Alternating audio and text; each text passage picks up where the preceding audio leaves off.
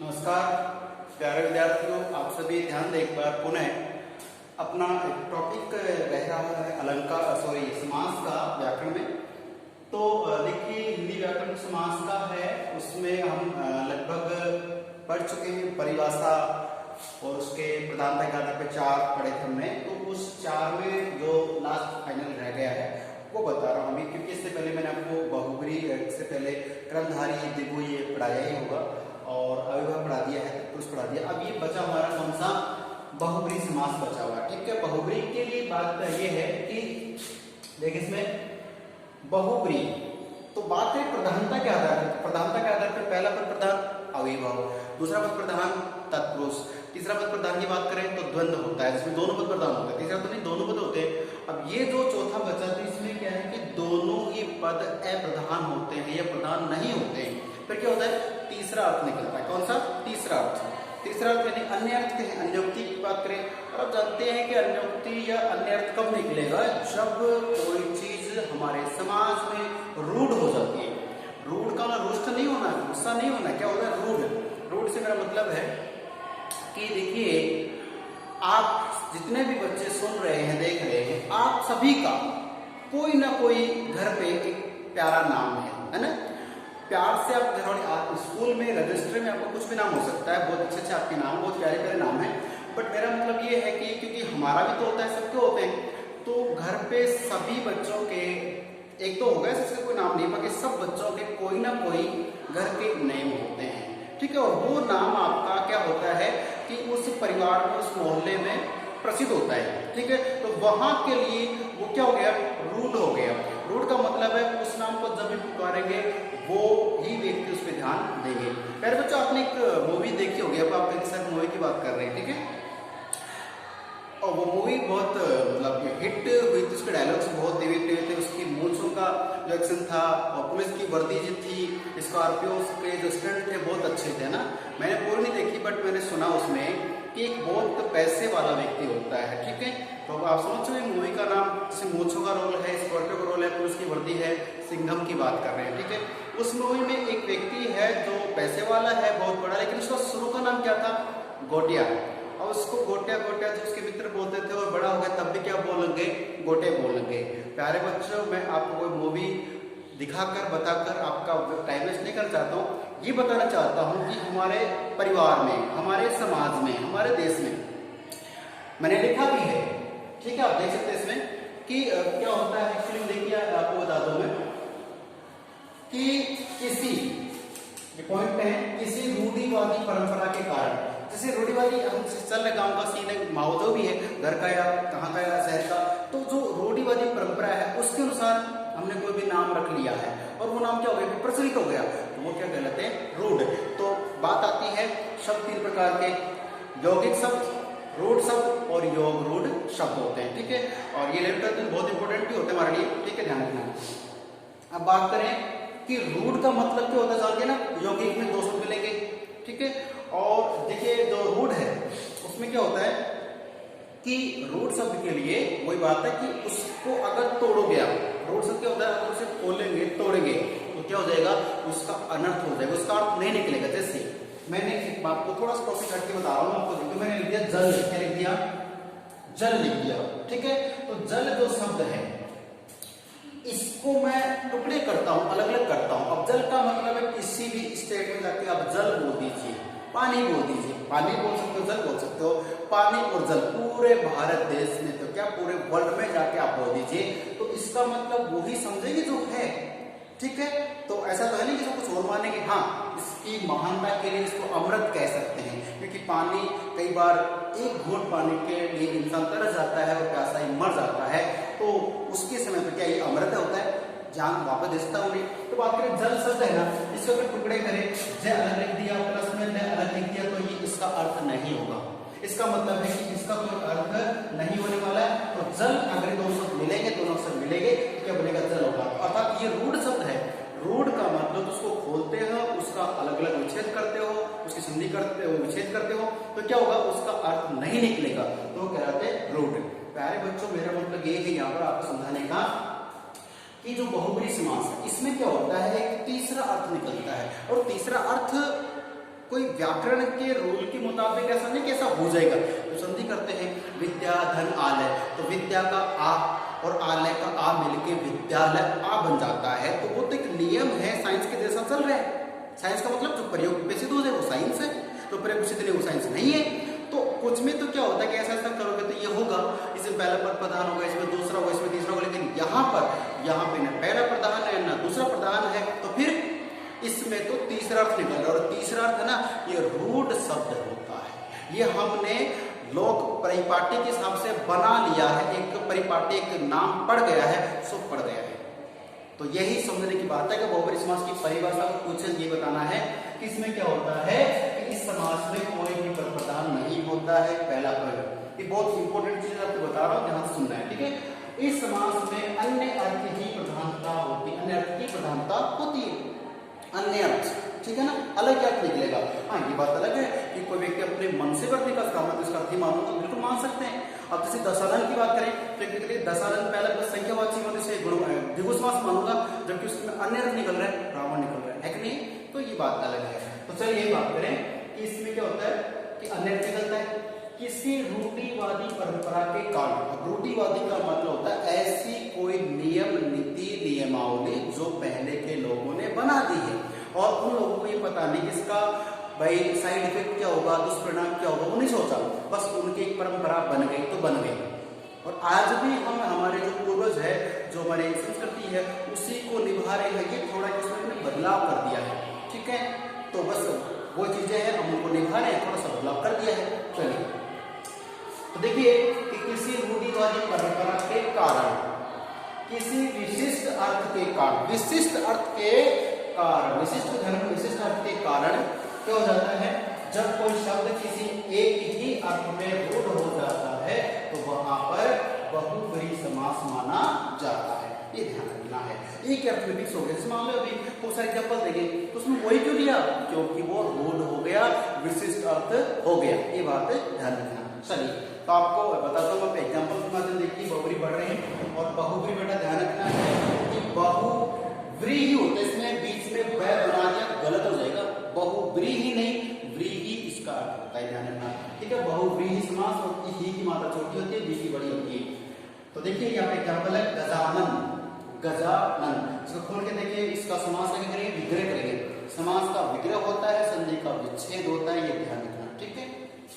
तो गजानन का अगर अपन विग्रह करें तो गज धन आनन होता है, संधि भी इसमें है, संधि भी इसमें, गजानन, गज धन आनन, गजानन। तो इसमें क्या हो रहा है, आ हो रहा है, तो उसमें दीर्घ हो रहा है, दीर्घ हो रहा है, ध्यान में।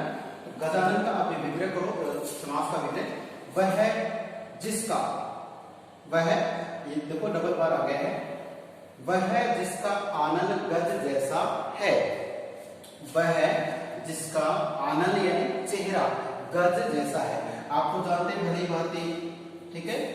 इस पे थोड़ा सा डिस्कस करेंगे अपन, है ना, थोड़ा सा माइंड को साफ करने के लिए कि गजानन का मतलब वह है जिसका आनन जो है वो कैसा है, गज के जैसा है, हाथी के जैसा चेहरे वाला। एक ही तो है, कौन है, भगवान गणेश जी, ठीक है। तो ये तो देखो, नहीं तो इसका अर्थ, इसका तीसरा अर्थ आ गया, गजन कौन, भगवान गणेश जी, उसको कहते हैं गजानन, ठीक है। तो इसका मतलब ये हुआ, ये जो पर्यायवाची होते हैं वो क्या होते हैं, बहुब्रीहि होते हैं। चलिए, गजानन का मतलब गणेश जी, कैसे, जिसका चेहरा गज के जैसा है। अच्छा, एक मैं आपसे प्रश्न पूछना चाहता हूँ, वो आप ध्यान रखना। ये सब एक परंपरा रही है, एक लोक कथा रही है कि जो भगवान शिव थे, उन्होंने, पार्वती ने जो एक अपने शरीर के मैल से एक पुत्र का निर्माण किया, बना लिया अपने प्रोडक्शन के लिए, सुरक्षा के लिए। और शिव जी जब बाहर से शिकार खेल के आते हैं तो उनका, शिव जी को जानते नहीं कौन, गणेश जी उस टाइम, है ना। तो शिव जी और गणेश जी का युद्ध होता है और शिव जी क्रोधवश आकर के और गणेश जी की गर्दन काट देती है। आपने सुना है, मैं सब जानता हूँ।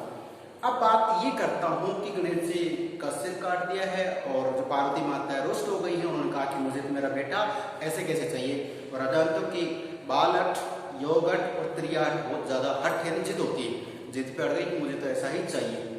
शिव जी ने अपने सैनिकों को कहा कि जाओ ऐसा शीश लेके आओ जिस का बच्चा तो सो रहा है और उसकी माँ उस बच्चे को करवट या पीठ बदलकर सो रही है, उस बच्चे की तरफ अपना ऐसे सो रही है, तो ऐसे बच्चा पास में नहीं है, बच्चा इधर सो रहा है और वो ऐसे करवट ले रखे, ऐसी माँ का जो बच्चा अच्छा उसकी गर्दन काट के ले आइए। भगवान होके भी उन्होंने देखो पाप करवाया ना, पाप अपना भला करने के लिए दूसरे का पाप करना चाहिए।